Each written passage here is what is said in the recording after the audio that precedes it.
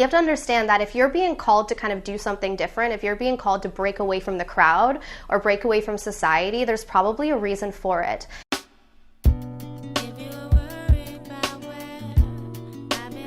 Hey everyone, and welcome back to Kaylin Bowman. Be fiercely authentic, live your truth. So are you going through the hermit phase of awakening? I wanted to kind of explain what this is because I think that this is really common if you are going through a spiritual awakening journey. You may also find that you go through the hermit phase of awakening many times, and this is something that's happened to me. You may also notice too that you may stay in the hermit phase longer if you're more of an introverted person in general. But a lot of people who actually are on their spiritual path may even start off very extroverted, but then as they start to go through their awakening and ascension, they become more of an introverted person. And I kind of wanted to explain why this is and why people who are on the spiritual journey seek a lot of solitude. So spiritual awakening is an elevation of consciousness. So we wake up from this 3D fear-based consciousness and we ascend to a higher level of consciousness, which is love, essentially. But the thing is that many of us identify ourselves through our 3D programs and 3D identities. So how we were born, right? So the environment that we grew up in, the country that we grew up in, the culture even, right? And then the friendships that we've created over time, the relationships that we've had over time, what we've been exposed to, the media, all of these different things, we've then created sort of this 3D paradigm, 3D reality that we believe is true. Not only that, we identify with it. So when we identify with the 3D program, we lock ourselves into that grid. So what an awakening is transcending and waking up and letting go, releasing ourselves from that 3D grid. And in that period of time where we're releasing ourselves from that grid and everything that essentially we've ever known ourselves to be, there's a period of isolation because there's an unknown. When you're moving through one phase in life, it's not like you just jump from A to Z. There's a process there. And so when we're shifting out of, one grid, it takes time to shift into love. So if we've predominantly lived our lives in a fear-based grid, again, we've been influenced by society, the media, our friends, our family, everyone around us.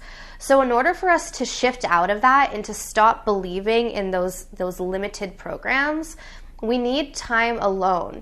And it's not necessarily that you may consciously say, I need to be alone, but your soul is calling you to be alone because your soul needs your alone time. Your soul needs you to be in that space of being isolated for a period of time so that you can hear it. You can hear your soul. You can hear your higher calling. You can hear that greater wisdom. A lot of people say, I don't know, what my intuition is. I don't know how to trust my intuition. I don't know how to trust my higher self. But this is mostly because many people are so engulfed in their everyday life and the dramas of everyone around them and the anxieties and fears of the world. And it's not until we take a step back and we calm our minds, and in order to do that, sometimes we have to go into a period of isolation where we're not influenced by friends, by family, by society. So we can just listen to ourselves, because the thing is this, there's always a voice that's calling us, right? And if you came to Earth during this period of time and you feel a call to wake up, it's because you chose to wake up in this lifetime. So there's really no going back. I realize that. Sometimes I wish I could go back because sometimes it gets really tough. As I go through different process and shedding different layers of myself, I go, damn, I wish I didn't know this stuff, or I wish I didn't wake up, or I wish I didn't, choose this path. But all jokes aside, it's a blessing to be able to wake up and to see past this. But definitely it takes time to process this. And we need time alone so that we can connect to our higher selves. Sometimes a catalyst to the hermit phase of awakening is you may notice that you're just not resonating with the people around you anymore.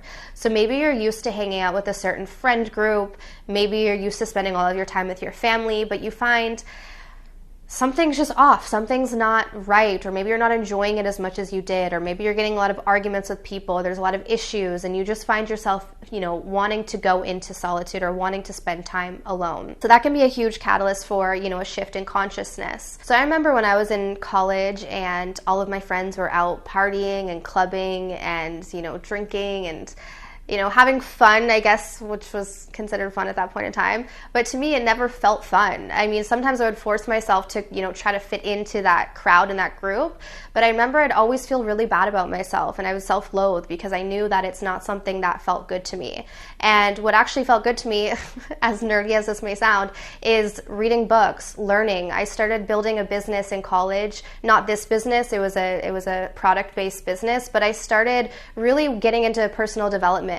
And this is something that really called me. This is something that I really enjoyed. But at the time, in college, no one else my age really cared about this, right? So everyone really did care about just kind of partying and in that sort of lifestyle. So I did spend a lot of time alone. But looking back, this was actually really necessary for my growth, because I feel like had I not taken that time to read so much and learn so much and get to know myself on a deeper level, I wouldn't be able to share a lot of this information that I share with you guys today. I wouldn't have this knowledge. If I spent all my days partying, I wouldn't have any of this knowledge or understanding, right? So you have to understand that if you're being called to kind of do something different, if you're being called to break away from the crowd or break away from society, there's probably a reason for it. And try your best not to fit in. I know there's kind of this pressure to fit in, but oftentimes if you're being called away from that sort of life, there's a reason, and you're being called to something greater. Now, the good thing for me is that, it wasn't difficult for me to actually spend time alone because I'm an introverted person and I really enjoy my alone time. It's actually harder to get me to get out and to socialize with people. But definitely this was a pivotal point, for me. And I've seen over the course of my 20s, I've gone through multiple hermit phases. So there are times where I really want to be, around people. I really want to be a part of the community. I really want to be out there doing stuff. But then there's times where I really want to be alone and I really want to be in introspection. And I always know that when I slow down and I take this time to myself, that there's a benefit to it. And I come out a stronger, wiser human being. So I encourage you guys not to be afraid of the hermit phase of awakening. Embrace it, enjoy it. I know for those of you who are extroverted, this may not, be your cup of tea, but there's a blessing in it. And you may find that the more time you spend alone, the more time you spend by yourself, the more you actually enjoy your own company. So I hope that this video today could be helpful for you guys on your journey. If it was, be sure to give me a thumbs up. Go down below, subscribe, hit the bell to get my notifications. If you guys are interested in online courses or guided meditations, the information will be down below in the description box as always. All right, but I'm sending you absolute love and light, and I'll see you soon. Take care.